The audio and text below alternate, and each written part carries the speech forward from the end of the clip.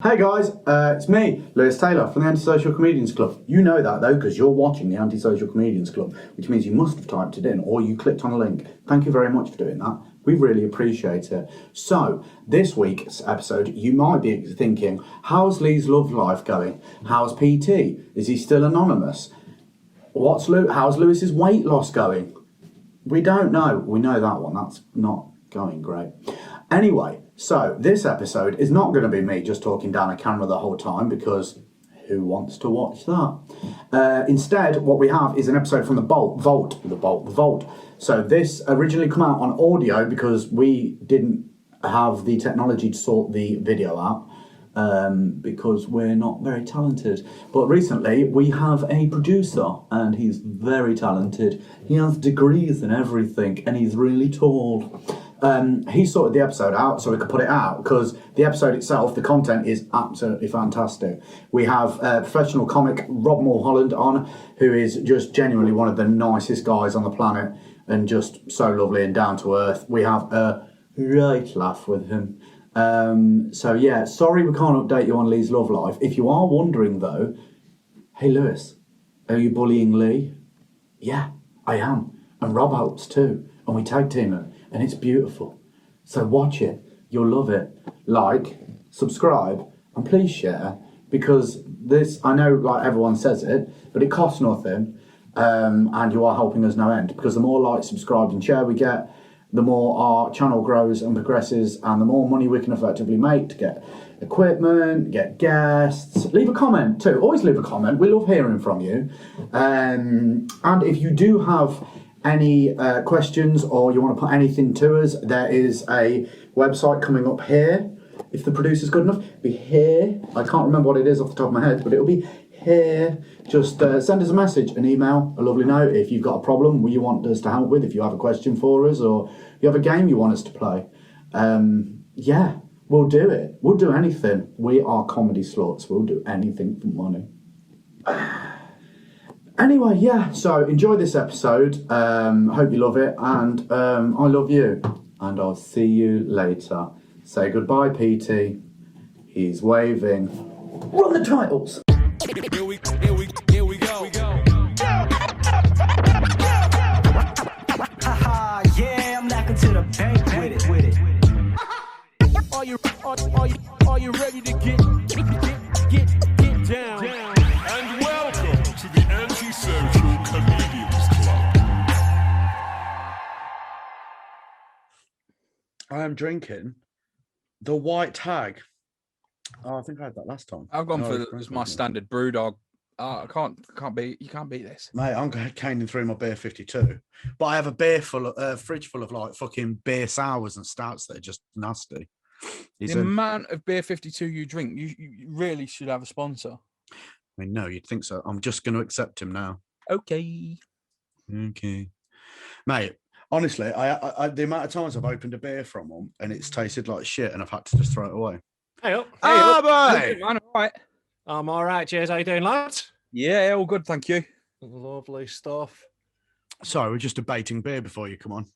Oh, no worries, man. I don't drink anymore, so I'm no fucking use. I know. We've seen you gone. So we're talking about beer 52. Oh, yeah. They're sponsoring you. No. Oh, no, you're just daring to dream. No, we're just talking shit about. We talked about shit about them so much on this podcast. You say it's great. Why are you shitting on one of the only companies that sponsors podcasts, man? We're also shitting on Manscaped. Yeah, like fuck you, Satva mattresses. Space can suck my dick. I'm aiming to get a sponsorship by Bic instead of Manscaped. Fuck that. We'll go to the skin.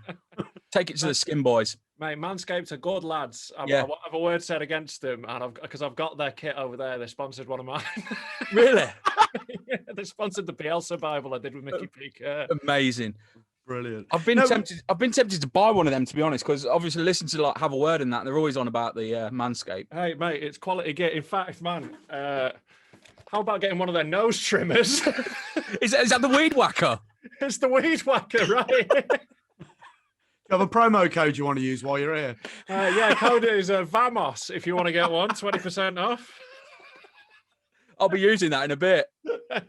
We were saying about Beer 52. I get it, and it's great, but like they send like IPAs and lagers, which I'm like, brilliant. I drink them, but now I just have a fridge full of like sour ales and peanut butter stouts that I just can't fucking drink. I was like that as well, man. I was just like, I liked a continental lager. Right. Yeah. Like, give me something from the Czech Republic or Poland or like anywhere where, you know, like the average wage is about 2K a year. They make sick beer.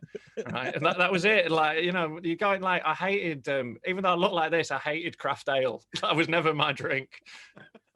You open one of your special, Too Big to Fail. That's one of your opening lines, isn't it? I have no idea, you know. Like I will have made a joke about looking like a hipster, but I don't remember what specific one. Like I don't remember what I did at all. Like people always like mention things I've done. I'm like, oh, that sounds good.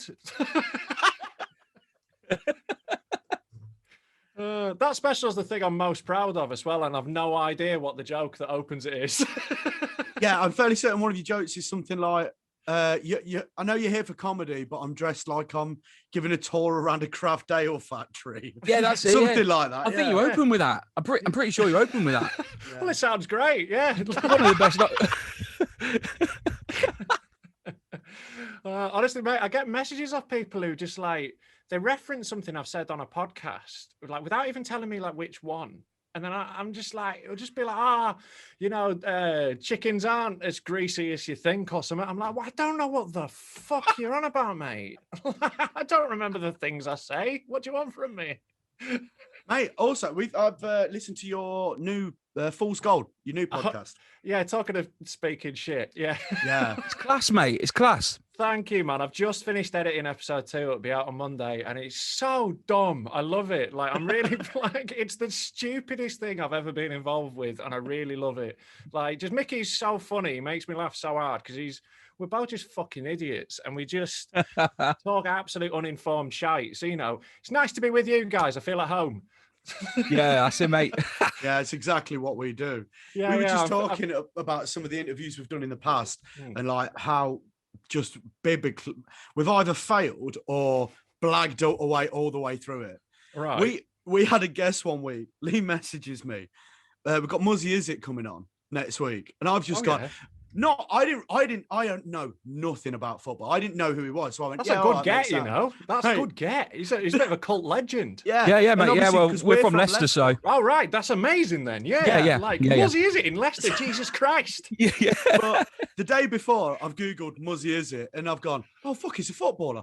I know nothing about football. I've rang my dad, who lives in the Middle East, and I'm like, Dad, we got a footballer on tomorrow. He went, calm down. Who is it? I went, Muzzy Is It? He went, right, you fucked. You know nothing. I'm like, I've got it. Mate, you listen to that episode, I sound like a fucking pundit, but I use no names, no up-to-date references. I just say things to Muzzy like, Muzzy, I mean, where do you stand with the youth training academy in Leicester at the minute? And he just goes off for ages. Brilliant. And I'm like, do you really think it brings him up to a Premier League level, though? And he's like, great question, Lewis. I'm like, is it? Thanks.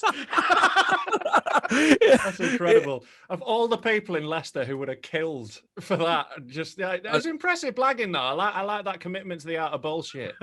Yeah, mate. I told my dad, and he went, look, son, I love you, but you do not deserve to talk to that man. I was like, fair enough.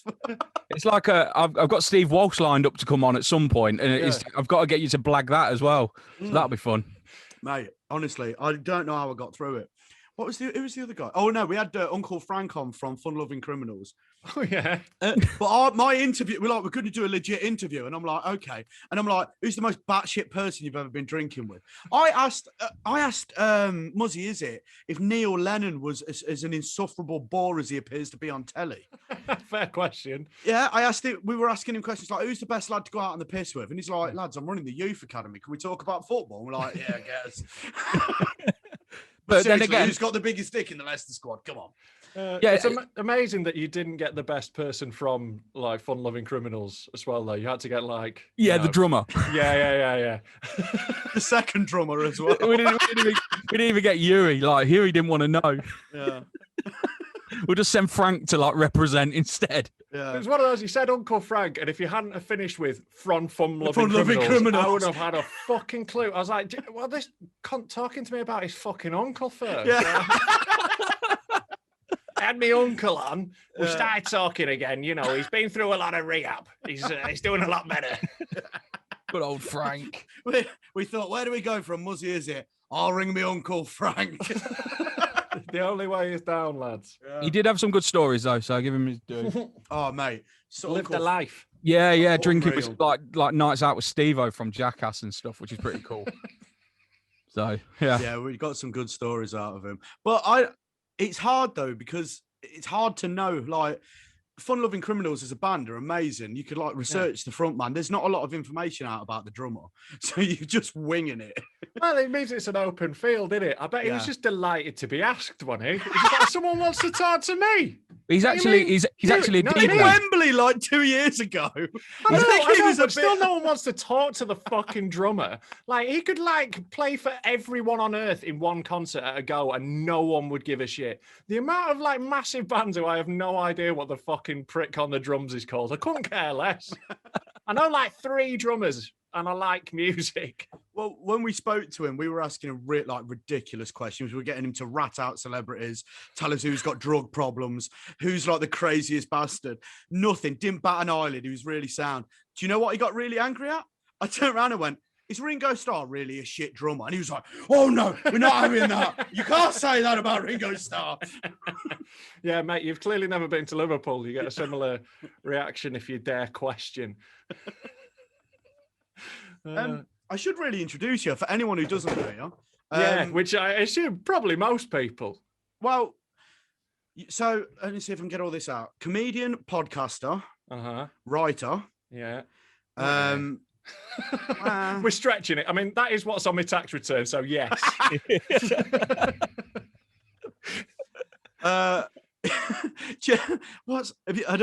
There's a comedian called Carl Kinane that said about comedians always put writer on their tax return, but surely the taxman's smart enough to know that if you were an actual writer, you would have written author. True though, isn't it? Yeah. Yeah. Yeah. Is that everything? That's it. That's about it. Like, yeah. I'm just a comedian, man. Like, you just got to do all this other shit now, innit? Yeah. Like, Yeah. I love podcasting and all that, but like, I got introduced on a podcast as a YouTuber recently, and a little bit of my soul died. Because I'm too old for that to be like a cool title, you know. I'm in my 30s. I'm not like, you know, impressed by that. But like, I make stuff on YouTube, and I love YouTube as a platform. I think it's fucking incredible, like that it's just like there, and we can just do shit with it. Well, I don't want to be called that. I want to be I'm a comedian. Fuck off. I didn't spend like 10 years doing fucking open spots and working the fucking road for some cunt to call me a YouTuber because I've made a video about my favorite chocolate bar. Fuck off. That's true. Like I'm the same. My daughter told me to get into TikTok, and it was like, no. can't do it. And then I did, and I was like, I've just been putting it like podcast stuff on and comedy videos, and it's gone all right. And I was like really apprehensive about doing it, and now looking back, it's like maybe I should have done it a long time ago. There is a lot of that with it. Like, I'm not sniffy about platforms at all, man. Like, my mate Freddie Quinn's blowing up on TikTok. I can't do it because of like, it's just I tried it a bit. It's not really my format. It just doesn't really work with what I do. All my ideas are too long.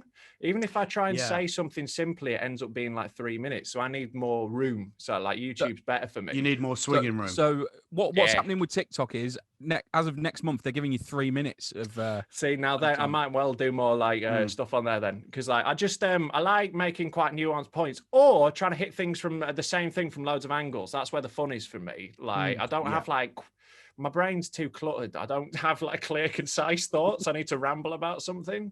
So like I just, you know, pick your platform. TikTok's a fucking amazing one right now though, because like there's not enough creators for how many people are watching it. So that's like an opportunity in it. Like there's just like more people watching it. So yeah, like don't be embarrassed about any platform ever. Never be sniffy about getting eyeballs on your shit, is it? No, like, this is the game, man. This is the game. There's a new platform I've signed up to called I Laugh. Oh yeah. Yeah. It's basically like a TikTok, but it's all comedians on there. There's no normal people. I'm always suspicious of like comedy only, comedian only apps. It's just like it and always it's owned strikes by me. comedians. Yeah, it's actually owned by virgins. It's owned by Jason Byrne. You know Jason Byrne? Oh right, okay. Well, I like Jason. He's great. I like but he's not a tech giant. He's a comedian. He's not running it out of Silicon Valley. He's running it out of Kilkenny in Ireland. I'd be more likely to think it would be a success if it was like a 15-year-old, like in the middle of like fucking Guangzhou, China, who was running it. You know, like they've got more chance of getting an app going. You know what I mean? It's got to be like a kids thing, and Yeah. to be a popular app, that's where it starts. Anything online, it's whatever the fucking 15-year-olds are doing. That's the next one. So it's Yeah, not yeah. that, unfortunately. The thing is, as well, I've always lived by the logic, especially with social media, is you never want to be the last dickhead selling a typewriter outside the Apple shop. Do you know what I mean? Yeah, man. When like you hear like old comics and stuff that are like 50 years old giving you advice, like fuck social media. You don't need an internet presence. You don't even need Mate. Facebook. You're Mate, like, I've been for fucking years banging on it. Like I've been in green rooms where like old cunts are complaining about like the circuit dying, and then I mention my podcast and like podcast. I'm like, this is why it's dying, because you're not doing Yeah. anything. There is a medium available where you can just directly talk to people who want to hear funny shit. You Yeah. can set it up for fuck all money. You can do it from your house, and you're not doing it. and it's I a find it constant stream mental. of content. Yeah. And there's no Mental. censorship with it either. You Within can't get cancelled off your own fucking podcast. You can't 100%. fire me. I'm the complaints department. Yeah, but it's like when people go, every comedian's got a podcast. It's like, yeah, because it's an extension of what you're doing. Like, there's Is a it the reason. point? There's a And reason. It's because it's made for us. We're Yeah. the people who should have them.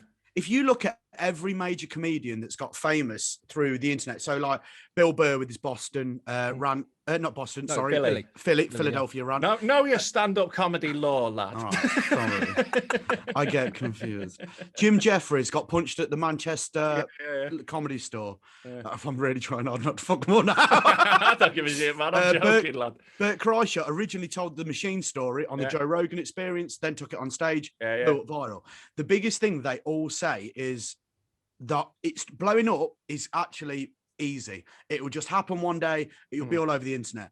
It's how long you last is based on how much content you have to back that up by. Mate, that's it. It's building a library. That's all I do. I don't give a fuck about. I try really hard not to follow like views and like subscribe accounts, because like that way madness lies, and like you're trying to just make things for what you think other people like think. You know, like you just end up not making something that you like believe in. So like I try and just make as much shit as I can, make it as good as I can, and I think just everything else just follows that. I think that's the way to look at it now. I think just like make shit, because if you just build that library, like you say, I've seen loads of people get a viral tweet where it'll go massive, or like a video will just blow up, be front page of Reddit. They get no followers out of it. There's no longevity. But eventually something of mine will fucking pop off. It'll be something random. I won't know what it is. And it'll probably be something that I made in 10 seconds. But like that will mean that people will search your name. And like when they find me, they're finding fucking hours of stuff. It's There's opening that hours. door yeah. There's loads of into the realm of content. Yeah. That's 100%. it. And when they're there, they go, oh, fuck, there's loads of this and it's good and I like it. And they can actually like find shit of yours. Yeah, man. Like comedians are shit at marketing, but it's dead easy. You just got to make stuff. That's all you got to do. Well, this is the thing about you. So there's two things I want to ask, actually. You know, with regards to when you said a video goes viral. Yeah. So on your last special, not your last special, the one before, Too Big to Too Fail. big to fail. Yeah. The proper like, hour. Yeah. Yeah, the out in Edinburgh. You did a joke about the N-word. Yeah. I Quite did, yeah. famously, among the comedy circuit, everyone knows that joke. Yeah. Because it's a bit of a fucking comic quality. joke. Yeah. Which, by the way, no context. It's going to sound really bad. You do Yeah. a joke about the N-word, which is mint. Well, no, it's about telling. It's essentially about me telling black people that they shouldn't use it. But the thing with that is like that I told that joke to people in dressing rooms for like 3 years, you know, before I did it on stage, because people always went, "That's brilliant. You can't say that." Yeah, I've got one. I've got one that every time I have a new black friend, I'm like, "Can I run this one past you?" And they're like, "Yeah, go on." And everyone I've told is like, "It's not racist." I went, "I know, but I talk about black people. It makes me feel uncomfortable." Well, the thing it does, and that's why it's both like a really good area for comedy and a really dangerous one. Yeah. It's like you've got to get it fucking right, because the tension it creates, like a white guy bringing up race, is a huge amount of tension. But Yeah. comedy's popping tension, Yeah. so if you can create that much tension and land it, it's amazing. but you fucking better get it You've right. gotta And land like, it, I'll be yeah. honest, on the way to getting that joke right, I ruined some gigs. So Burn some bridges. yeah. Luckily, I go do that at like shitty open mics in Manchester where I can always just go back, you know, or like a gig that I will host and I can get it back afterwards. I'll be like, I tried one. You know? I'm good at recoveries now. Like, you're MCing, but it goes down really well, and you're just like, we're going to need more acts. I need to fill this out. I need to win them back in between. The whole race thing's really hard though, isn't it? Like when I've tried to say something on the podcast and then I've backed out like halfway through and ended up saying urban. It's like you come across so racist. That's even worse. You know what I mean? That's so worse. And I did it, and you made a big deal out of it. You were like, you can't say that. You sound so much worse than saying black. Right. No, because what you were doing, you were like, right. So I was watching this program, and they're in like a bad area, and their next door neighbors are like, they're nice people, but they kind of seem a bit rough. And I'm like, Lee, are you trying to tell me they're in a black neighborhood? And he went, you can't say black. I went, you can. And he went, no, it's urban. I'm like, you can't fucking say that, son. It's like a fucking comedy promoter with the urban circuit. Yeah. Anyway, there was a reason I brought that up. So that because that to me went everywhere, because there was people I knew that weren't comedians that, you know, were like, oh, you'll love this, you're a comedian, I've seen this, brilliant. And it's you, and I'm like, so did that do anything for like you with regards to YouTube views? It didn't go massive, man. Like, you know, it went all right, but like, you know, it wasn't like, you know, millions and millions of views or whatever, you know, like things can do on the internet. It did a bit, like, you know, that special's done pretty well. It's done 40,000 views, which I never thought was, you know, and like no marketing or anything. I just put it on YouTube and I just made it. I shot it just with like these two Spanish guys I met at the Edinburgh Festival who filmed shit and like got them to do it. It was a fantastic special. Thanks, man. It's fair, genuinely because the thing I I'm most actually proud of. messaged you at the time, and I know it would have just been some random guy, Yeah. but you changed your name to Watch My Special on YouTube, you bastard, on Twitter. And I just messaged you saying, I've watched your special on YouTube, you bastard. It was brilliant. Well, I appreciate it, man. Yeah, it's like I was really fucking pleased with that. And I'm just like, that's just it was the first thing I made where I was like, yeah, that's me. Yeah. That's like, it was right. Because like I've done an hour show before that called Popular Comedian Rob Mulholland, which was a bit like it's a bit patchy. There's great shit in it, I think, but like it was there's too many ideas. I was trying to do too big a thing, whereas like too big to fail, I just did stand up for an hour. It felt a lot more. It's very organic stand up. That's what I was trying to do. It was one take as well. Like I did it in that one go, and like the editing is super minimal. There's like hardly anything cut out, and it's just brilliant. That's it. It was like I was trying to just get it really truthful to that performance, and I love it for that. So that's what I'm going to do again, man. Like I can't wait to get back and just like making things and just being on stage, man. Like that's my problem. After a year of being locked inside, you've got so much shit built up, and you're just like, I can't wait. I must have 3 hours worth of shit, and I'm like, I can't wait 3 hours. No, because I'm like, I've got 3 hours worth of shit, but I can't wait to find that 5 minutes in there. Out of that 3 hours, you got a solid 5. Yeah, it's comedy mass. I think as you go on, that ratio gets better. It did for me, but it's still panning for gold. You know, it's still not like everything. Oh, mate, some of the venues I do, fucking panning. I still do it, man. I love like shitty open mic comedy, and I go to at least one like open mic a week normally, because like I just like going and having that complete freedom to throw shit at the wall and not give a fuck if I fail. Like it's just it's really freeing. I think it's important, like keeping you sort of self limber. Well, we run a few nights in Leicester, don't we? Yeah, we got a couple. Oh yeah.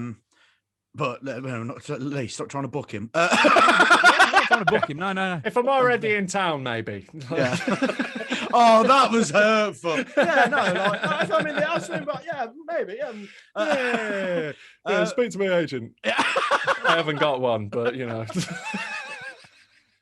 Actually, weirdly, speaking of like starting new, when I first started, I went through that whole thing because when you first start, obviously you don't know anything. Yeah. There's no book for how to do it. I didn't know that you could go on. There Facebook are books, but they're all fucking charlatans. Yeah. But what I was saying was like, when you first start, you don't know that there's a load of forums, stuff like that. You just type in shit. And I typed in when I first started comedy in Leicester. And the reason I knew about you before most of the other acts on the circuit was because an interview come up of you. Oh shit! Yeah, in the Leicester Comedy Festival, and it was a video, and I thought, oh, I'll watch this guy. This will give me an insight into comedy. And then I just watched it, and you were telling the guy, I think you must have told him at least 4 times you were going to stab him. I think. I remember watching it. I was like, "This guy's a lunatic," and I was like, "I found my people." in my defense, right, the story of that was it was backstage at the Leicester Mercury Award, and it's like it's fairly prestigious for a new comedy award. It's like you get nominated by I won the Northern nomination. I was the voice of the North that year. So like I'd been on, and then like afterwards, because I was like, I was buzzy. It was a big gig. So I'd smashed 4 double JD and Cokes, and then they reminded me I had to do an interview. And so I went into this, and like I started. So it's this like student. So I don't give a shit, and I'm pissed, and I'm full of adrenaline. So I'm like, I'm just gonna fuck with him. So beforehand, right, he goes, "How do you pronounce your surname?" Which is not a question I've ever been asked. Right, it's just Mulholland. So I told him it was Mulholland, and I said it was Belgian.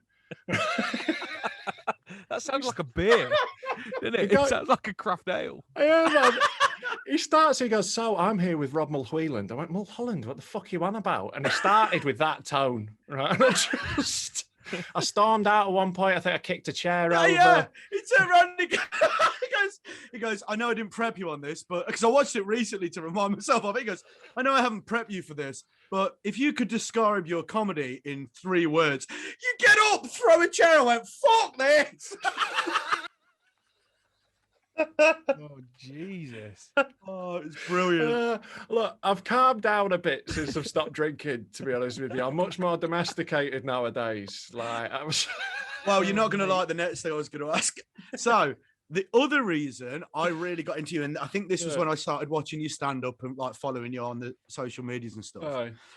Like I said, I started. This was in 2019, and I got to a point doing comedy where I realised that all the big TV acts and all them people, they're all like Oxbridge people, and it got to the point where I'm like, do you know what? You're never going to be big because you don't come from the right cloth. You don't cut from the right cloth. And then I watched, think the Joe, the Twitter page. Did an interview with you in Edinburgh. Yeah, man. And that one popped off. Mate, that to comedians was fucking inspirational because you fucking went for it. I went in 2-footed, man. Like, I don't hold back when they got me going, man. Like they got me all fired up. I think the term you used for the middle class was parasitically leeching from talented comedians. Yeah. I got a lot of stick for the parasite comment. I got a few angry messages about that, and like I just kept replying to them. I was like, well, if you think it's about you, maybe have a think. But like, yeah, it was like, because I was at the Edinburgh Festival and I was around it, and like I've been doing it for a few years, and it's just that feeling of having like doors slamming your fucking face and like just feeling unwelcome, because like it's a protection racket, and it's like if you don't pay the money to the correct PR companies, you don't get into those lists of who you should go see, you don't get into the top 10 jokes, you don't get considered for the awards, you don't get, and that was the only path. When I started comedy, I feel like such an old man, but even in this decade that I've been doing comedy, it's shifted loads, like the power towards us. Because it used to be that was the fucking method. That's what you did. You went to Edinburgh, and if someone liked you, you got picked up and put on a show, and then you could maybe do other things from there. And it was just around that point that I had gone fully all in on online stuff, because I was like, fuck this, but there's this other route now. We can just do this, and we don't need any of this fucking charade. And it's so freeing, because everyone's so scared to say anything and upset the apple cart in case they take something away from them that they want. But like TV and all those people have nothing that I fucking want or need, so I can just fucking say whatever I want. So it was freeing, man. And like all festival comedians were like, thank you. Like, mate, the only people that got pushback were posh cunts, so fuck off.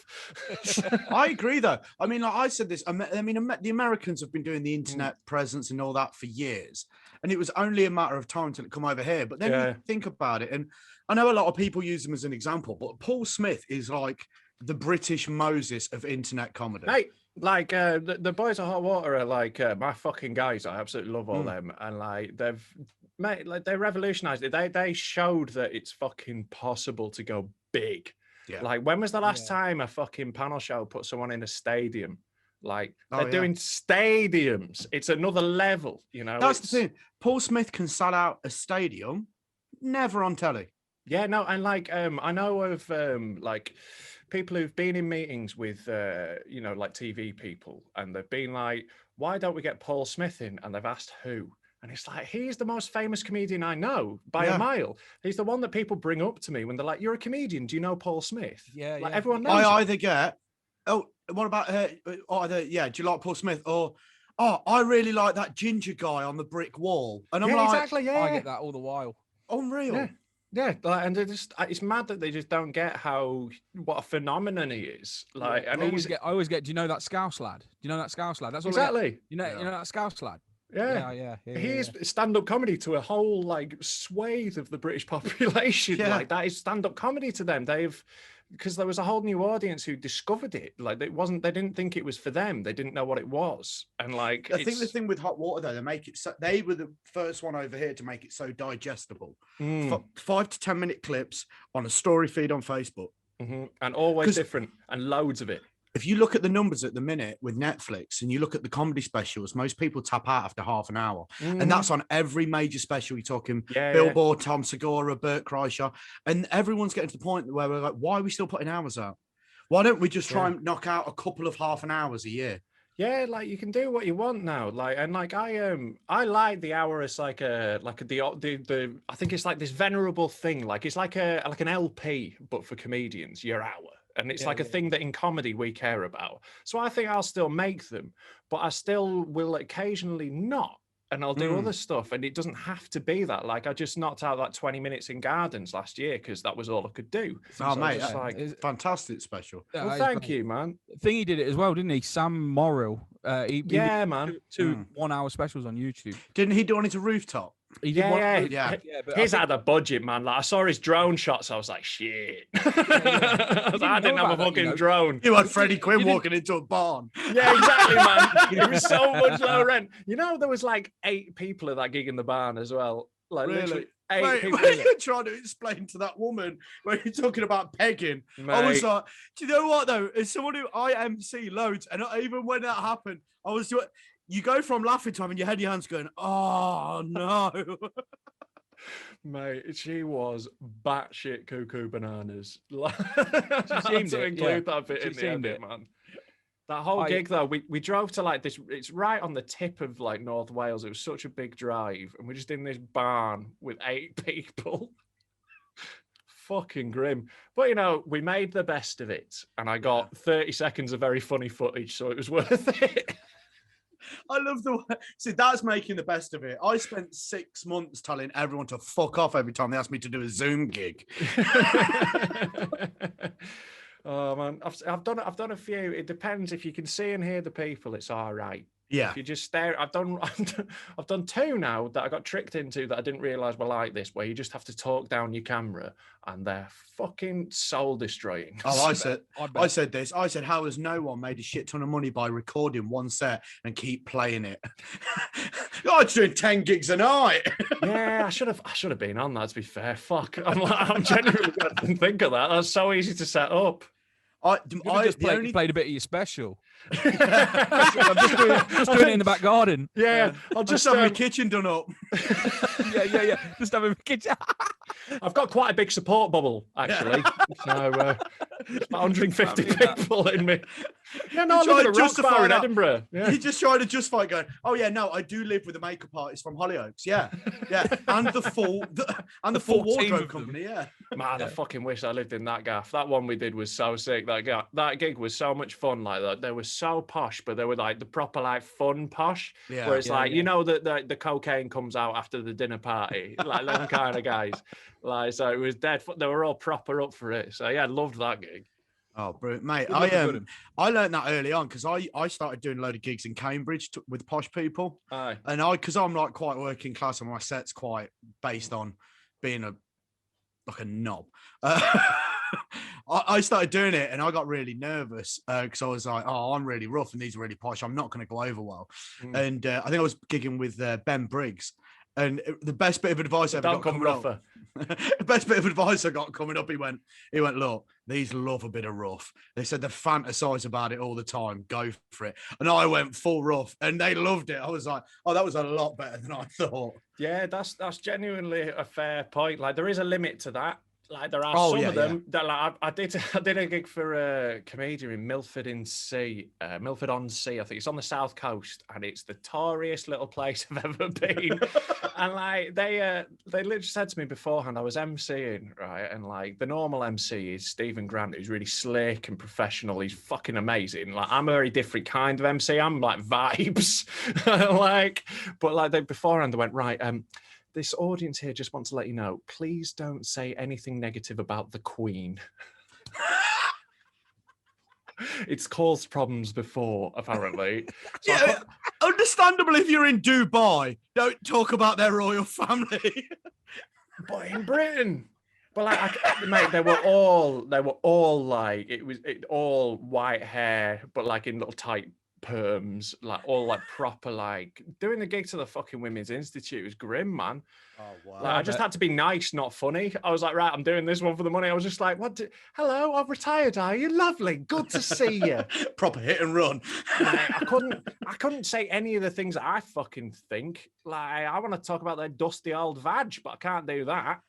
Imagine gigging in Jaywick. That'd be fucking class, wouldn't it? Seaside town in Essex, like Jaywick. They all live in like huts, don't they? Imagine a garden gig there. It's like, yeah, just move them tires, mate. Fucking hell. Like Essex isn't as bad as Kent in my experience. Kent is my least favourite place to gig in Britain. I would say. Why Kent? Just everyone just seems very angry in Kent.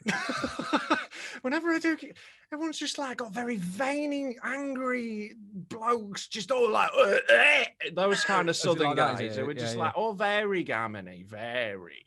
Yeah, I reach out to people across the political spectrum. I don't really give a fuck that much. Like, you know, it's all good. Like, I'm not on anyone's fucking team, but I definitely don't like them, like poppy shaggers. Like, they're so boring. They're just no fun, are they? They're just like, show some respect. I don't want to. I'm a comedian. Fuck off. Yeah, Adam Rose got a problem with York, hasn't he? Adam Rose got like a famous problem with York. Coventry. York. He fucking hates York. Like, always goes on about York. Yeah, it was a bit rich coming from fucking Liverpool. They're the most sensitive town I've ever been to. So, yeah. Do you know what? I've got to admit, Liverpool's one of my favourite cities. It's just the people that fucking live there that ruin it for everyone else. They are either like the best or the worst audience, Scousers. Like, you know, there's very little in between. If you can hit them right, and that's usually when they've had their third fucking stripe. That's when they're about right. They do have a really nice decorated McDonald's, though. It's all like Beatles pictures. Of course it fucking is. That's about the only good thing.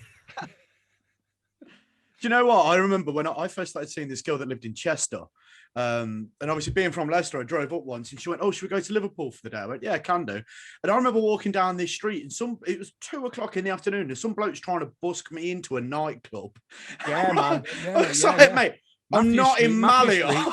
Yeah, no, Liverpool Street at 2:00 on a Saturday. It's carnage. It's like 2:00 in Leicester. Like man. But like, I'll tell you where's even more buzzing for that. Darlington, right? I am not joking. Darlington. You can go to Darlington on 11 a.m. on a Tuesday, and the karaoke bar is half full, and they're having it large. Like, honestly, there's a karaoke bar in the main square in Darlow that is just always going. Mate, Darlow is a weird little party town. It's fucking mad. I've had some really weird nights out in Darlington. Oh, I've never heard that. I know Blackpool's bad for it. Yeah, but Blackpool's just like fucking end of the world. It's apocalyptic. It's mad when you think in the 80s everybody wanted to play Blackpool. Now comedians is like, no. The comedy station is dope though. That gig is awesome. Like there's a really good gig in Blackpool now. So like comedy that is back there. There's an actual proper comedy club. For quite a while, Blackpool they didn't really have anything left other than racists. No, yeah, but like it's got like the comedy station in Blackpool. I want to shout out. I fucking love Ryan Gleason, the host there. He's dope. So, Oh, yeah. cool. So yeah, it's an actual good club where you can go do good fucking comedy. Like it's rough. Don't get me wrong. It's Oh. Blackpool. You're not playing to the fucking like Queen's courtiers. Oh, mate, you're talking to the guy that actively seeks out the rugby gigs.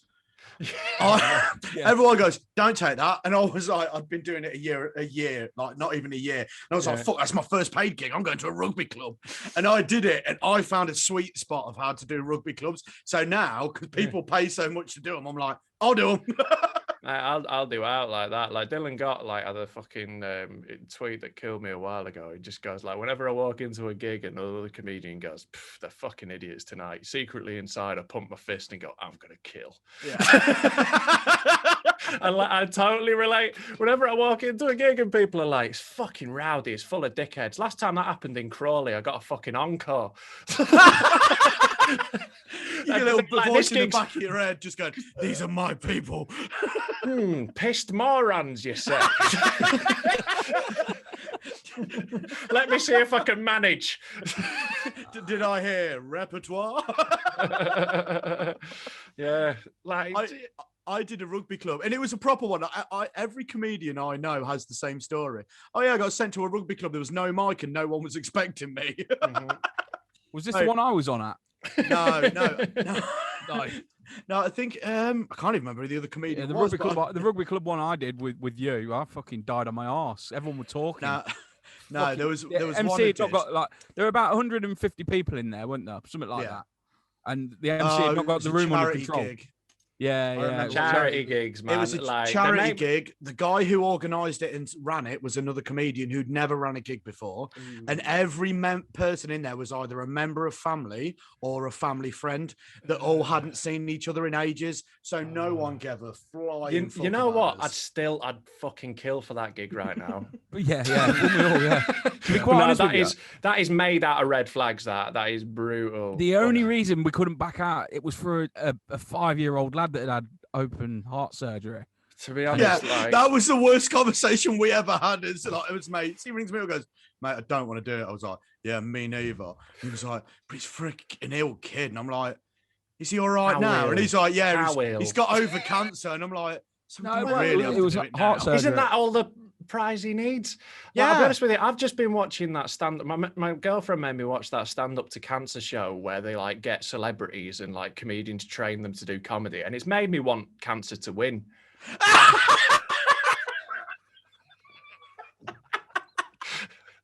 Oh. I'm going to leave hashtag Team Cancer after watching it.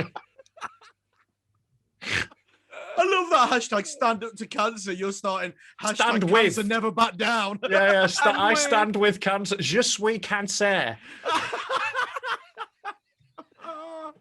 Oh, yeah, I haven't heard great things about that. Just frustrating, man. I was trying to explain it to my missus because she's like a software engineer. And I was like, imagine if your industry was decimated and they got some cunt off Love Island and trained them up and you had to watch them do fucking celebrities go coding. Like, you know, it's fucking infuriating. And they're all shit. And they've got like a couple of them are cunts who I don't want, you know, like they're sort of like varnishing their public image by being on it. So it feels a bit like, but then there's like Zoe Lyons is on it, who's great. Zoe Lyons is brilliant. So like, apart from that, so every time Zoe's on, I'm like, fucking yeah.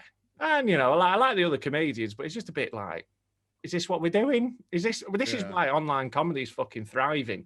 Is this that show TV that comedy's was on full the of other this night? gimmicky shite. Yeah. Was that's the that on problem. the other night? Yeah, it's on like, you know, like I've got all Yeah. 4, so just watch it. Yeah, I was whenever, skipping. mate. I only caught a tiny bit. But Scott Bennett was in the background on at one stage. You see? Yeah, I did a little hey. Scott Bennett. Scott Bennett, yeah, I love Scott, yeah. It was like literally just a split second. Oh yeah, totally. And like, you know, it's just a bit fucking shite.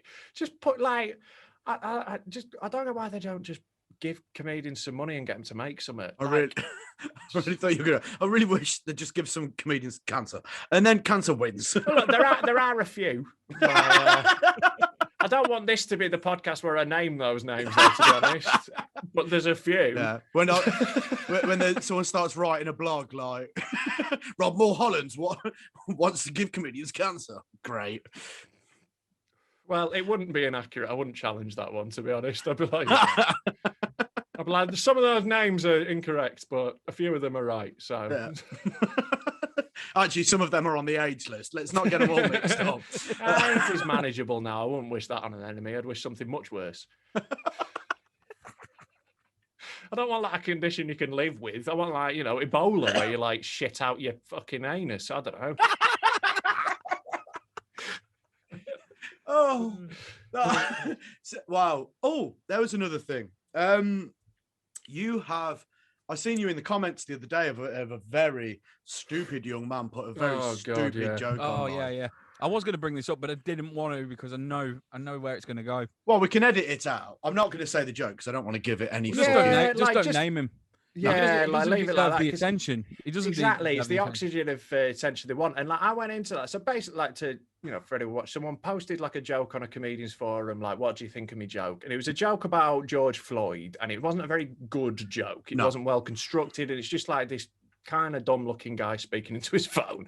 So I gave him genuine advice, but like my tone when I give genuine advice is sometimes not, subtle, but it is genuinely heartfelt advice. I was like, this joke's really bad and don't say it to people. And I was like, I tried to explain the concept that like I totally believe that you should joke about everything. As we've discussed, I hit on all sorts of topics. Nothing's off limits if you do it right. And like there's nothing more harmful for like comedy that's on the edge than people doing it badly and like fucking it. Because without any thought, it makes it harder for all of us. Like you just gotta, anything you say has to be funnier than it is offensive or shocking, because you're not an offensive or shocking Edian. It's comedy. You're meant to make people laugh. You're not doing it for the shock be value. upset. Yeah, those can be part of it. Like there can be gasps with it, but it has to have a laugh with it. It has to be funny. Like I was trying to explain that. I was like, it just doesn't. And I explained like he'd used the wrong word as well in a punchline. It just didn't work. Yeah, it didn't work. He also made out that Wish delivered the goods within a day. Yeah, that's come on, get your little details right. Say a month later. Yeah. Right? Yeah, you don't get a delivery from Wish within 24 hours, do you? We're looking to get it in 24 days. Yeah. So, to be fair, it's just and like but the problem with it was one of the classic things where like everyone then wants to have their say. I was outy after that. I was like, oh shit, right, no, you're an idiot. Fine, fuck off, and just left it. But then there's like fucking hundreds of comments, and it's just it's the attention industry online now, and it's you just gotta like leave people. There was some like big hitting like names in the comedy circuit was in that as well. Yeah, everyone's bored, man, innit? They are. Do you know what? I got to it way too late as well because I looked and went, this prick's getting it. And then I looked through and I seen that you and like a load of other big comedians had gone for it. I'm like, it's like, when you see a fight, you're like, I want to join in. You're like, oh, well, the police are here. But like, when I commented, there was one comment and it had been like watched one time or some shit, like I was in on ground floor. I didn't think it was like this big thing. I was like, some guy's posted this thing and he's genuinely, he's going to go and do this at a gig and fuck himself up. So I was like, I'll explain why it's bad.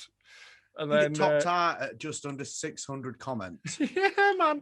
But like he's a crazy person, so he just kept going. Oh God, mate, lunatic. But what I loved was eventually, after a while, loads of comedians gone, do you know what? I thought this was a great joke. You should do it. Maybe even open with it. And I'm like, that's what I said in my second comment, man. I was like, you know what? Ignore my advice. Go do it, but do me a favor and film it when you say it to a audience of strangers. I was talking to a promoter from Birmingham who the guy had asked about doing a gig.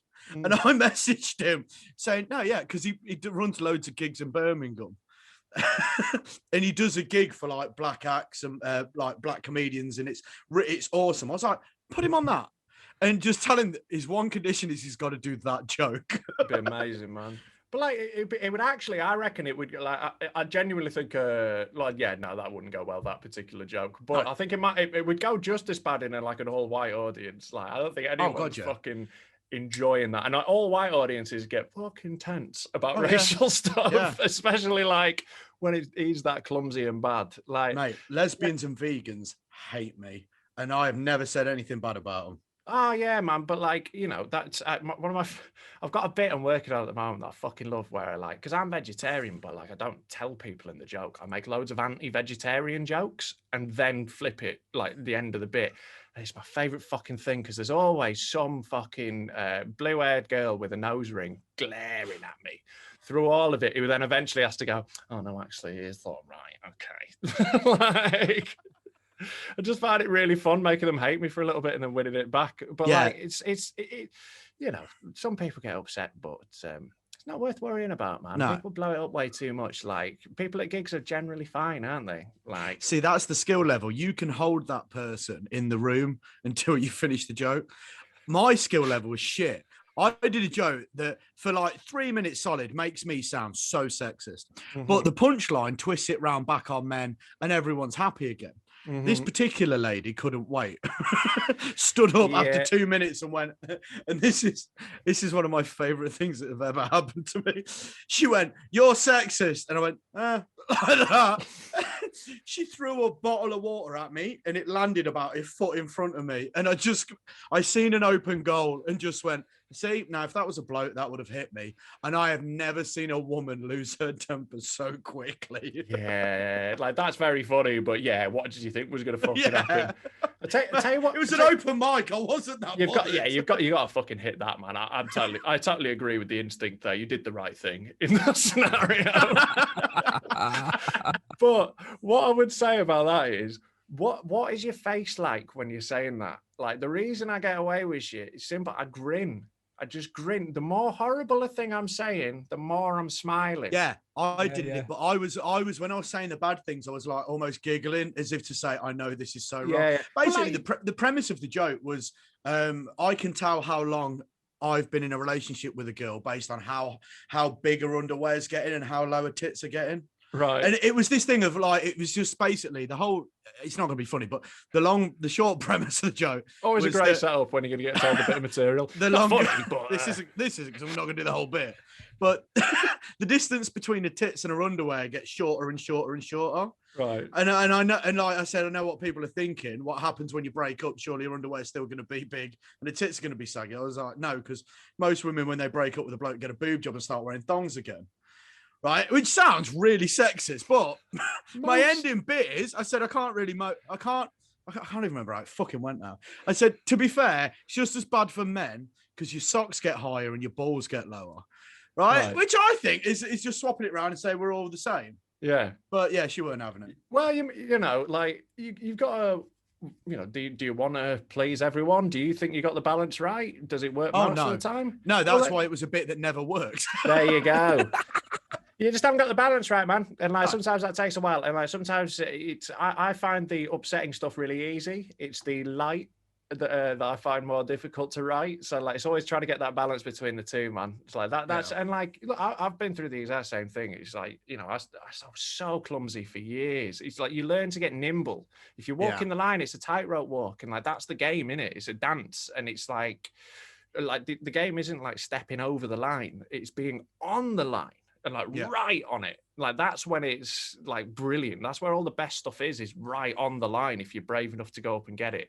But it gets harder and harder not to like fucking tip over into the other side as you get closer. So like you got to be really careful, and you just learn little ways of putting audiences at ease. And just I'm always just trying to make audiences comfortable and come with me. And you got to walk them to the edge. You can't just like slam into the hard shit. Like you've got to like find a way of getting them to come with you in it. Oh, like, man, I miss it so much. But that's like I was saying. I have a joke that when people know, I've never offended the person that the joke is targeted to. I tend to always offend someone who's offended on behalf of that person. Yeah, then who gives a fuck, innit? Exactly. But the joke I said to you that I have one, and I've still never had the balls to really run it out properly. I've done it a fair few times to entertain myself. But the joke is, I always wanted to be black when I was a kid. It's not because I'm into rap music or the culture or anything. I just wanted to be able to wear a bandana without looking like a chemo patient, right? I think that's funny, you Yeah, know, man. but you know what? I had someone go, that's offensive to black people. And I go, no, actually, it's offensive to cancer patients. Yeah, so that's where your problem's going to be, man. Genuinely. Exactly. Like, cancer jokes are the hardest fucking thing to get working, right? Like, honestly. Yeah, but you smoke screen them with race. Yeah, get them easy. Yeah, get them nice and comfortable. I genuinely think that's funny. It's a hard, it's going to be a hard sell. Don't do it. You know, you do that one 50 minutes into your show. I know my level. I am not ready to start breaking cancer jokes out. This is it, man. But that's good. Like I did for my first 5 years in comedy. I was just doing jokes about my cat and that. You know, like I started too quickly at being like trying to be like edgy. And it was horrible, and then I had to go. No, you got to. It gets harder, so you got to like learn to walk before you run, innit?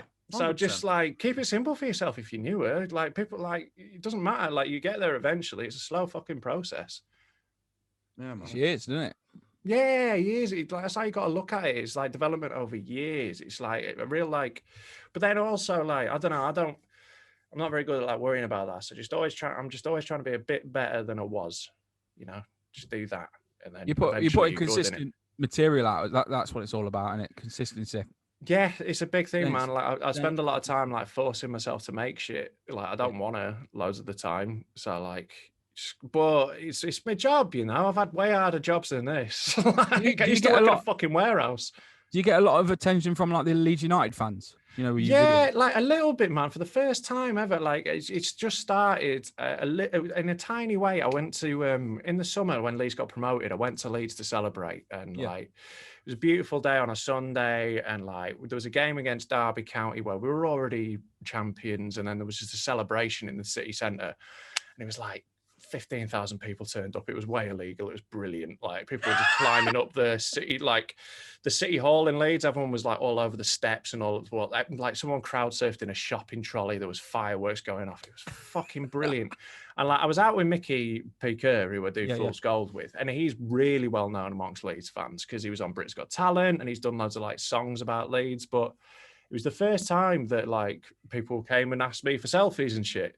I was like, when I get back to the match, I think that's going to be a bit weird. Like, but yeah, like it's cool, man. They've really like embraced me. Like, Leeds fans are fucking amazing for that. It's a proper like tight community. Like, I went there once. I'm a Wigan Athletic fan. Yeah. It's not great.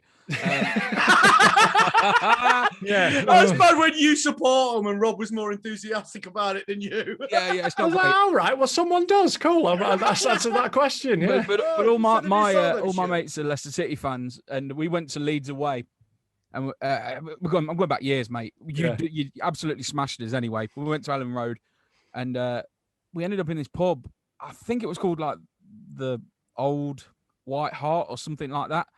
I mean, none of us clicked on like that's got to be a Leeds pub or anything. We went in there to play pool, and they'd got the Leicester shirts on. Like they said, look, best just zip them up and that. Yeah, we got in there, and we're like, the only 4 people in there. And then like as we were playing pool, more and more people started coming in, like Leeds fans. By the end of it, we were about ready to get stabbed. They'd clicked like that we were fucking not from around there because of our accents and stuff. Like, have another Carlin, mate. Like accents, and you know, we're not northern whatsoever. Yeah, and my mate was like, we need to get the fuck out of here. Like, and then when we got outside, we were like, oh shit, the pub's called the Old White Hart. No wonder. Like, fucking hell. Like, yeah, and then, I mean, and all the Leicester fans. I think that's Peter Lorimer's pub. I think that is owned by a former Leeds United player. Really? I think it is. Yeah, I remember it was up this because I'm pretty fat, mate. Honestly, like I remember walking up this fuck off hill and being like dying at the top of it. And it was at the top of the hill, and at the bottom was Ellen Road, or around. So it's at the top of Beeston Hill. Yeah, I know the one you mean. That's the one. Yeah, well, it's right next to the ground, you dickhead. It's like people drink there and then walk down the hill to the ground. Oh right, but yeah. But it felt like forever, mate. It's just obesity just fucking kills, doesn't it? I had a bit of trouble in Red Devils bars. Weird. me. But yeah, we know it was all right in the end because I ended up in the McDonald's, you know. So, That is the natural stumble from there. yeah, Fuck, yeah. I'm, like, you just reminded me of all the shit I miss on this. The football and stand-up, man. It's all been jonesing for this whole fucking time. Yeah, And man. wow, you entertain yourself. You are probably the most active human being I've ever seen during this lockdown. Other than Freddie Quinn. Freddie Quinn's pretty active. I mean, Yeah, I mean, for such a fat cunt, it is impressive, his work rate. Like, you know, if you just put a smidgen of that into a jog, it'd be famous. how long's his flat been being fixed up anyway? He's out of there now. He's into a new one. But yeah, me and Freddie do loads of shit together. It's because we've both got that thing of like we just need to be doing shit. So like me and Freddie like ran outdoor gigs together. He filmed like his own mini series while I did Back on the Grass, the outdoor one. And like we're gonna do like outdoor gigs again when we get going. So like, yeah, like I think out with appearances make you look way more active than you are. Like I'm not working every fucking day. Like, you know, I work 3 or 4 days a week, you know? Like, so is that, are you including like doing Twitch, your podcast? Yeah, but I don't really do much Twitch anymore. I do that every now and again now because I started pretty hard on that at the start of lockdown. But again, it's just not quite my medium. There's things I really like about it. It's like you can have like a really nice community thing, and like there's some like regulars on there who are like you know, like I really like enjoy. So I'll go on there every now and again just to hang out with them. But it's not really a career thing. But yeah, like that's with like YouTube and doing podcasts and stuff like that, and like, you know, just whatever at the moment. Like, I'm just trying to pop up on all sorts of shit, mate. That's why you got me at a vulnerable time. We're trying to get everyone, mate. We had Will Anderson the other month. Mate, it's a fucking time to do it. Like, we are bored. Yeah, like he's like the second biggest comedian in Australia. I don't even know how we managed to pull that off. It's just literally he's doing fuck all. Yeah, this is it, man. We all fucking are, innit? Will Anderson come on high as fuck. And just got really philosophical. I'll be honest with you, I had an edible before I came on that was a little stronger than it should have been. It's all right. I'll message you tomorrow going, hey, mate, do you want to take that bit about microwave and thalidomites out? And you're like, oh, probably, yeah. No, I stand by it. I meant that literally. So I can't you're never getting on the last leg. I can't get into edibles because my appetite's fucking immense. Oh, mate, it's brutal for that, though. You can't make them too tasty. Like gummy bears are just a bad idea. Yeah, like I've made like cake before that's like so nice, and then like you get high and you want more cake. It's an I endless tell you cycle, what's isn't it? lethal. The evolution of weed is when they go, oh, here's a vape. It doesn't stink. Crack on. Right. That's what Is I that- use. is that what you've got on? daily? Oh, Yeah, you got- yeah. Is that the cannabis one? The CBD? Yeah, man. Like I just put weed in it. Like it's all I do. I don't have nicotine or anything anymore. I gave Lee, up you loads of sounded shit a like couple of years such a ago. narc then. No, I mean, Is that that the cannabis has one? that got the marijuana in it? Is that where you get the wacky backy? I don't That's smoke. a but marijuana I've heard of cigarette. it. You know what I mean? I don't smoke, but I've heard of it. I'm more of a food fan, if I'm honest. Fair enough. Like they Yeah, go yeah. well together, to be fair. Yeah, that's the only reason I don't smoke because I've got an appetite as it is. Yeah, you don't need it increasing, lads. No, I don't need it It's not, increasing, not mate. great for physical activity and controlling a diet, I would say, weed. My metabolism's like constantly fucking crying as it is anyway. I mean, like it's like, please stop doing this to me now. For fuck's sake. Yeah. So what have you been doing to kill the time then, other than working, obviously, between you 3 days a week? Yeah, like, well, fucking smoking weed, man. Like, I don't do a lot. A lot of it's just been like fucking miserable, isn't it? I think people get like an impression of me that I'm always like fucking go, well, because that's when the camera's on. But like, you know, I've been fucking bored, mate. I've been like playing FIFA in my pants. Like, I played Zelda Breath of the Wind for the first time. That's dope. Is it not just one of the best games you've ever I haven't played? finished it yet, but like it's 'cause it's so fucking huge, and I've been taking my time over it because I'm bored. I did But yeah, enjoy like it. the It's best, fantastic. man. It's so fucking sick. Like, I love it. So like that's been cool. But like, you know, like there's only like 4 things I can do. I walk my dog, I play some computer games, I do a bit of work, I have a bath, or I eat something. Like that's like your choices, innit, man? Like grim. But you know- like you, Lewis, you've been doing exactly the same stuff, ain't you? Really? No. Other than laying bricks in between. Yeah, because I was lucky. I had a day job to fall back on. Yeah. See, I'm even luckier. I've got a rich girlfriend. Really? Yeah. Wow. Winning. I could tell because that fuck off sign looks fucking expensive. And It that genuinely I not, know you as know. well as a PC gamer. I know that's quite an expensive chair.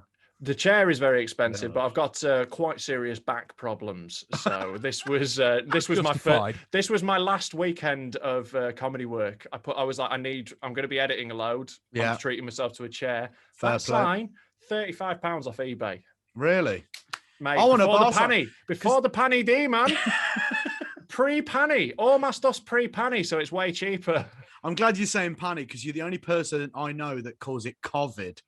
In everything I fucking hear you on, you go, oh, it's COVID. And I'm like, do you not watch the fucking news? I pronounce things how I fucking want, mate. From Yorkshire, we do what we want, right? If I say it's COVID, it's fucking COVID. I started saying it like that because I just read it, I hadn't heard it, and then when I heard it, I'd already saying it like that, and I'm like, I'm not changing for you. and it's like Earth. and it's like, you know, funny saying things a bit wrong, innit? Like I like just fucking with like little things as much as I can, innit? So that's yeah, like it's Louis COVID. C.K. joke when he stands like that. And he goes, technically there's nothing wrong, it's just a little bit high, but people lose their mind. Yeah, like Ian Smith, who was a fucking great comedian. I went to uni with Ian. He's brilliant. He used to do a thing on stage every now and again. It was just when he was bored. It wasn't like a big thing. Where he'd just like hold the mic wrong. So he'd like dangle it from the cord. Just like speaking to it like that. Or Like an old boxing promoter. yeah, or he'd like put it round like this. Like, it's just great, man. He used to make me fucking howl. So yeah, like look, it's just, you know, it's fun, like especially when you do like when I cover a lot of like dark subjects, so I think being a silly goose with it's important. Silly like, goose. well, yeah, because like I don't want to just like bum people out, innit? I'm just having a laugh. So Yeah, of course, man. you got to have a bit of silly. I think. Yeah, you got to take. That's why half comedians make jokes about such dark things because you're taking the poison out of it, 100%. taking the edge off. That's what my tattoo is. It's there's no humor in heaven. It's Mark Twain. It's and you know like.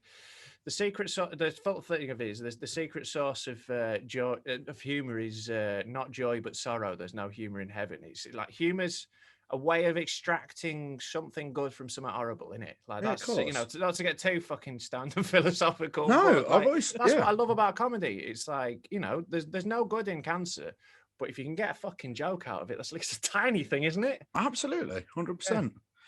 We were talking before as well because I built a bar. I legitimately built a full bar studio. Solid guessing. lockdown investment. That. Yeah, 2 weeks before, I thought we're not getting locked down. No way. It's We all a load did of 2 bollocks. episodes and then lockdown happened. Yeah. So literally we were like, this is going to blow up on YouTube. We're going to fucking smash it. Yeah. No one's got a bar. No one's got a bar. Like getting comedians on to drink with us. Yeah, and we had two guests on and we got them absolutely fucked.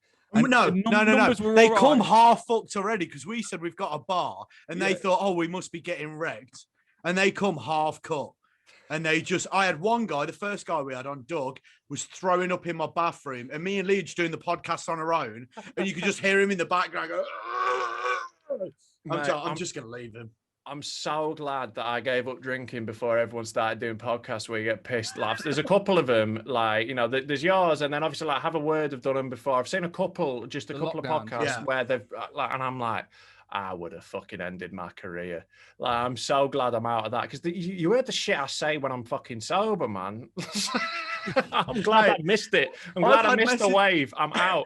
I had messages because we've built like a square bar like that. So you have Lee sits one end, I'm behind the bar, we have a guest. Yeah. And I get messages from a comedian going, oh, mate, I'd love to come on the podcast. And I'm like, oh, have you got something to promote? And they're like, nah. just free boost. Not gigging, need it. It's a fair offer, to be honest. Yeah. To be fair. But yeah, no, our investment's going mint.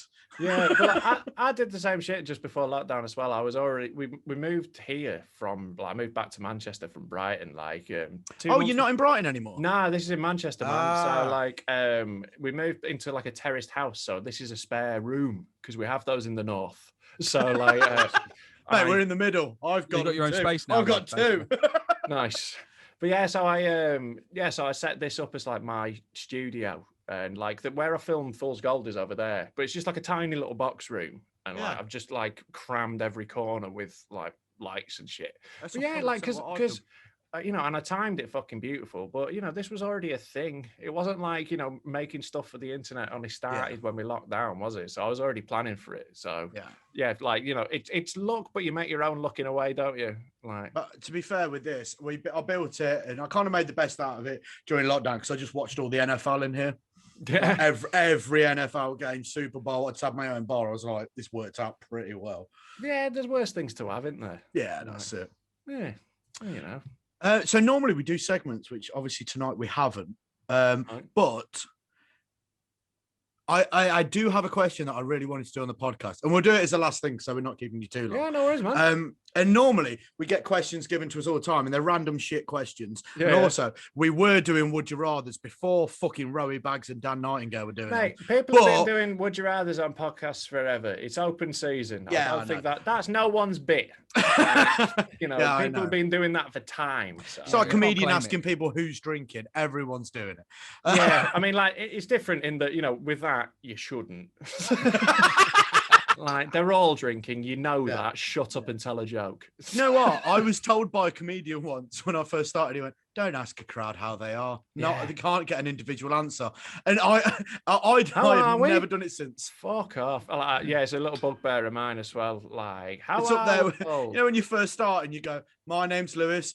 What's your name? Yeah. I'm like, that's not. Yeah, but like, that's newbie shit. It's fine. Like, making mistakes when you're new, fine, innit? But yeah, like, it is a little bugbear of mine. Like, and especially because, like, the moment when you first walk on stage, that's a ripe moment. Yeah, that's a moment that you can do something with. To be honest, what I like doing is starting from scratch. I like getting down to like a nice. I don't try and hit it too hard straight off. I like building, but like someone like Jeff Innocent will just come and just like hit that, and then it's just off. What I do is a little exercise, because obviously I'm still doing a lot of new materials, open mics, because trying to churn material out and stuff.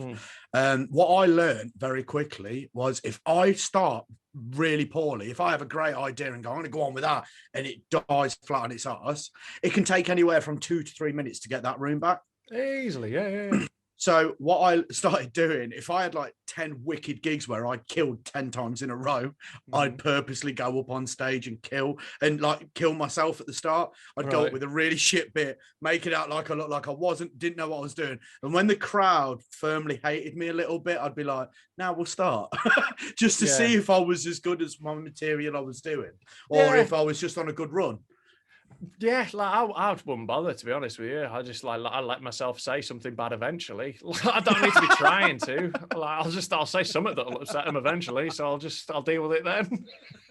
But that's the problem, though. When you gig, sometimes you can walk away from a gig and think, do you know what? I'm this generation's Richard Pryor. And then in the next minute, you're like, I should have never got into stand-up in the first place. I'm awful. Yeah, you got to learn about which gigs you can judge from. Yeah. Like, I got burnt too many times by going to new material nights at Hot Water and thinking I had the sickest bit of all time, and then doing it at a normal gig and like dropping like a fucking wet fart. So you got to learn, like, I think you start with like, for me, I start with like open micy sort of shitty gigs, see if I can get any energy out of a bit. Then I refine in good gigs. Like, like once I know the idea's all right, then I just fucking start doing it. Like, I'll just say it in the middle of a gig and just go. But like you need kind of both. You need the resistance. You need the balance. Yeah, because if you're just going on dropping a bit in the middle of it, sometimes you can just you can fuck yourself if it's bad. So definitely. It's worth. And if I'm being paid, I'm doing a job for someone. I can't take. If I'm being paid, then it's A-class gold. I'm not gonna start going like. Depends how much I'm being paid. To be honest, you're being paid and you get the notepad out like. Mate, I've seen that. It's your first time reading off your hand. I bought tickets to see someone in a theatre who fucking did that. I was furious. What? No way, really? Yeah, man. Yeah, I went to see Simon Amstel on tour. I bought tickets for my girlfriend. At the time, she really liked him. He had a fucking notepad. Did 40 minutes, then a Q&A. I was livid. What? Yeah, man. So fuck Simon Amstel. No, I'm sure he's all right. I tell you what, my intention when I get famous, or not famous, but when I get better, when I start knocking out more like regular hours, I heard a really good thing about Louis C.K. that he always used to open with his last special's closer. So to make sure every special was better than the last. Yeah, there's an element of that, like making yourself follow something. But like, I think often there's too many things that get passed down as orthodoxy when they're just one person's method. Like, you just got to find your own way of doing it, man. Like, these things like sound great, and I've tried a lot of them. Like, I really idolize Louis C.K., but Mate, no. I love Louis C.K. I know he's a pervert, but it doesn't stop him being a fantastic comedian. Incredible comedian, and has loads of wisdom, but like the way that he does things is not necessarily right for you. No. You know? 100%, yeah. Also, it's an interesting thing. It's an interesting thing to do. I've tried it a few times, but it just always I just feel like the balance is wrong for me. I like building as I go, and like it's just I feel like the momentum comes in the wrong place. That's all it is. It's not like that the stuff's necessarily better or worse. It's just it's not an opener, And it feels like my closers are often way too familiar with a crowd, so it just doesn't, Horses for courses. And at the minute, mine's a callback, so it just wouldn't be funny. Yeah, exactly. Yeah, you can't be doing that, man. You got to watch out for that structural shit. I just go on stage and go, and this bitch was polishing my shoes. Anyway. I can't even fucking remember the closer off my closer now. I'm starting again, I think, when we go back. Are you scrapping everything? I think so, yeah. You're obviously going to use your good stuff for like your paid high-end stuff, or maybe. Like, I think I use whatever is the funniest at the time, and that's very often whatever's newest, to be honest with you. Like, I don't, because I don't really remember the beats of the old bits. I can remember the bones of them. Like, I can remember the rhythms out though. Yeah, I can, like, a bit like Conor McGregor coming back to that fight. If I'm like, if I'm trying to do old bits, whereas if I'm doing a new bit, I can just be in it. And like, I've got like a 20 that I did about 3 times before we locked down again that I'm excited about, so I'll just do that, I think. I did it to get good. I did a bit, in between the lockdowns when we were doing outside gigs. Yeah I did a bit that I did like twice. First time, ripped, absolutely killed, and I was like, that's brilliant. Second time, kind of died on its hoop a little bit. So now it's not like I'm really excited to do it, but I'm like, I want to see if what was that bit.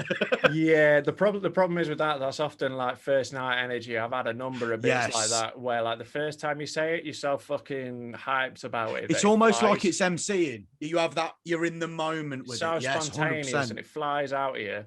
Yeah. And like, I had a bit about having a wank when you were on too much cocaine because I'm an artist, right? And it's You're what, an artist? An artist. Right. And first time I did it, it ripped. And then like I kept trying it at gigs, so I was like, nah, this fucking killed. And then I remembered that I did it at my little hipster gig in Manchester, where it's just full of cokeheads. So like, of course they all fucking laugh. Now I'm going to normal gigs, like, when you're on too much cocaine, they're like, this guy's got a problem. It's not. Yeah. Get the kids away. There's a difference between talking about doing ching in a social club than there is in a WI meeting. Exactly, man. So yeah. Read the room. But yeah, I would say one time very good and one time very bad is a bad omen for a bit in general. Yes. You can say you might salvage it, but I would say odds are that it's a stinker. Judging by the majority of my material, I'd probably say it is.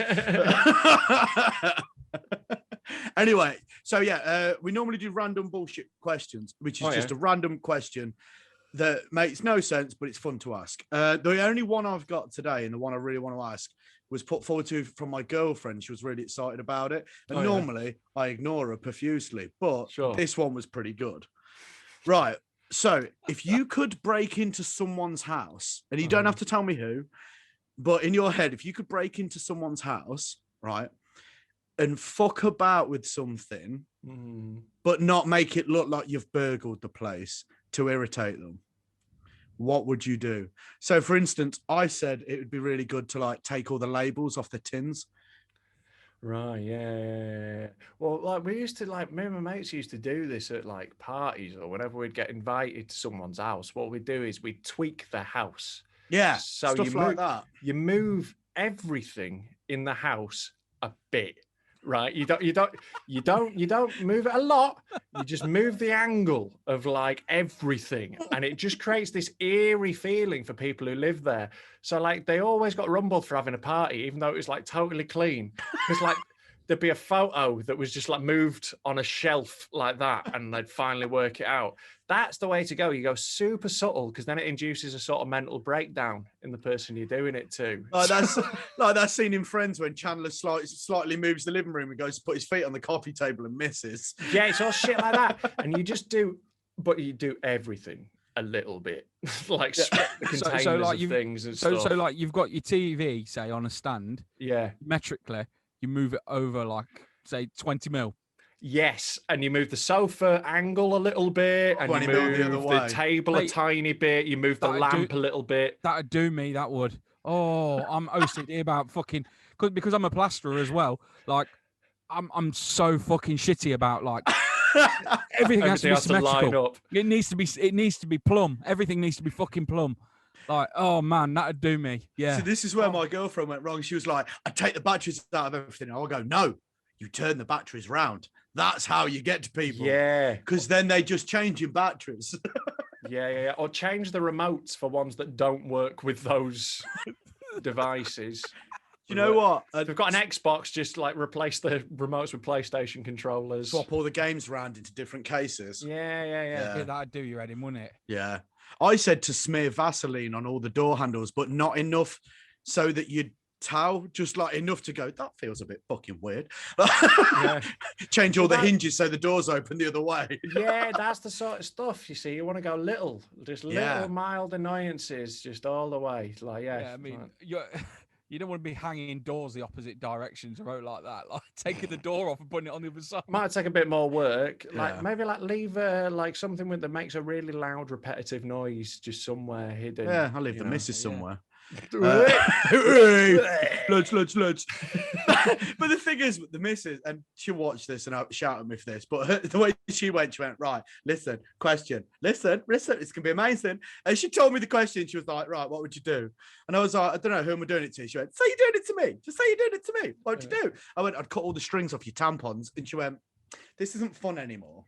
Yeah, I get a lot of that. Yeah.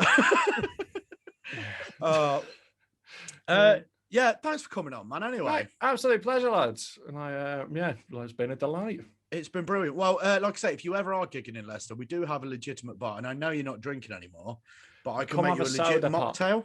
Yeah, exactly, mate. That'd be beautiful. Yeah, I will find virgin a panda pina pop colada from somewhere. We'll get some of them vegetarian burgers and sausages in as well. Mate, banging, yeah. Mate, I'm such a fucking pussy now, aren't I? Like, I used to be so fucking rad, and like I blazed it through my 20s, and now like I'm just a fucking vegetarian sober cunt. I tell you what's fucked us. You've gone on all the podcasts telling all the stories about getting hammered and being wild and doing drugs, and then we're left with, I'm a vegetarian now. Here's have a word. Yeah, man. Like, don't worry, there's plenty more fucking stories of me being a fucking drunk. Like that well is not dry.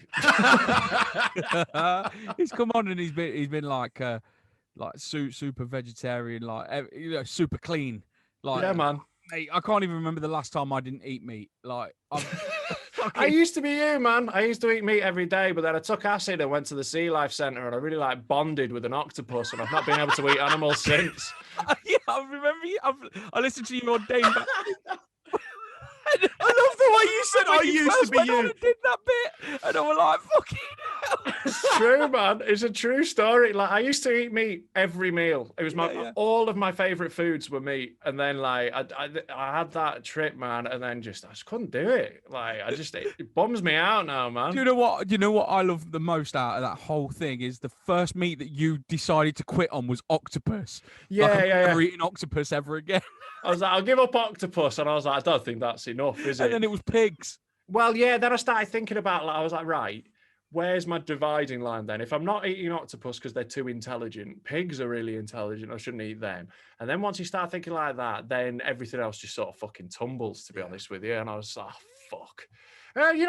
Honestly, it's never been easier to be vegetarian. I wouldn't have done it if you couldn't get a veggie burger from fucking Burger King. Yeah. It's dead easy now. I just buy a different brand of sausage roll. Like, I'm not like, my diet's not improved. I'm not like, munching quinoa all the time. I just ask for the other fucking sausage roll. It's easy, man. To be honest, I've always been a big meat guy, and recently I have thought I don't think it'd bother me being a vegetarian as much as I kind of tell myself it'd bother me. Yeah, I thought it would be dead hard, but it's actually like absurdly easy. So just I've been for like a year now, and I don't think I'd go back. No, I just can't. Honestly, like the dangers of drugs, man. Like, stay away from drugs, children. You might have your perspective on meat changed. I can't enjoy a Big Mac because of drugs. To be honest, though, have you heard some of the subjects in this? Do you really think children are listening? I fucking hope. yeah, thanks, man. We Mate, appreciate it's been an absolute pleasure, and good luck to you in your endeavours. I'm sure I'll see you around at a gig when we're allowed. Yeah, man, definitely. Yeah. And then if you're ever in Leicester, let us know. If you come over to the bar. That'd be beautiful, mate. Yeah, I'd be down for it. Cool. We'll do you some mocktails and that sounds sick. I'll get some Linda McCartney's in. No, I want Beyond sausage, man. I want the top tier shit. You can buy the expensive ones. Okay, cool. Where do we get them from? Burger King. Fucking Tesco, lad. Where do you think I'm shopping? What's the burger they did at Burger King that they would said, oh, it tastes just like beef. You won't tell the difference. Because I tried one and it was. I like the last one they did. The Rebel Whopper was dope. That was dead good. And like the thing is, like the difference between the taste isn't worth a dead animal. You psychopath. So. Did it taste that good? Yeah. It's all right. Like I have genuine, like Honest Burgers in Manchester make sick vegetarian burgers. They're dead good. Look, I haven't had meat in like a year. I'm sure meat is better, but it also, there isn't all the sad bits with it. So I just have the veggie stuff now. How are you like getting your protein now? Then are you? I never get what people are. How do you get your protein? It's easy for vegetarians. Look at you, Lee, as if you care about your fucking diet. Fucking going on about me with my protein. To be fair, when you turn around, sugar and carbs from my diet is literally just protein. And also, like a protein. Yeah, eggs, fake meat, peas, broccoli has protein, beans, nuts, protein shakes. To be fair, Rob, when you went, I used to be like you, Lee. I thought, I was slimmer. You'd have a lot more loose skin if you used to be like Lee. You look like a squirrel in the wind, mate. Man. Well, I'm glad we could leave it on some cheery fat shaming. Beautiful, mate. There's a running joke with this podcast. Everyone abuses Lee. Don't worry about it. It's just too tempting. I don't know what it is about you, Lee. I just want to like flush your head down the toilet and steal your lunch money. Shit, that's literally flashback to like '96. That is. Fuck off, Lee. No one's ever stole your lunch money. They fucking did, mate. There was one lad that used to take my lunch box all the while. Yeah. Fucking hell, bastard. I was joking. I'm sorry for bringing up trauma. No, but I made Don't worry about it. Lee had a deal. All the pocket money because I've just gone buy fudge from the shop. Fucking bar after bar of fudge. How I've not got diabetes is beyond me. You haven't got diabetes yet. Yeah. This is when Lee yourself. This is when 2 weeks' time Lee finds out he's got type 12 diabetes. Diabetes that's never existed. Super beaties. I'm going to be a vegetarian, man.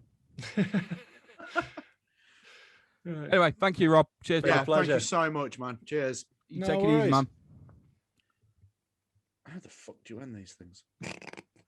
Right, we're done. We're off, yeah. Yeah, we're off. Sorry, There's mate. That awkward minute in the like. I know, man. Everyone looks down and just starts looking for end. I know. It's been absolutely beautiful. That's been a lot of fun. And like I say, just catch you around soon when we can do To be honest, I'm going to be honest with you before you go. Table that the laptop's on, my belly and my arms are so my belly's too big and my arms are too short. I can't reach to press the end record button. So it's down to you boys to fucking deal with it. Lee, I'm going to be honest with you. I would have ended this whole meeting before you had to say that embarrassing thing to a complete stranger. You've been honest, and you should applaud yourself if you can. That's one thing I am, Rob. I'm honest. It's been a joy, lads. I'll catch you later. Cheers, lads. Man. Cheers. Thank you. Here we go. Haha, yeah, I'm like bank with it. Are you ready to get down? And welcome to the Antisocial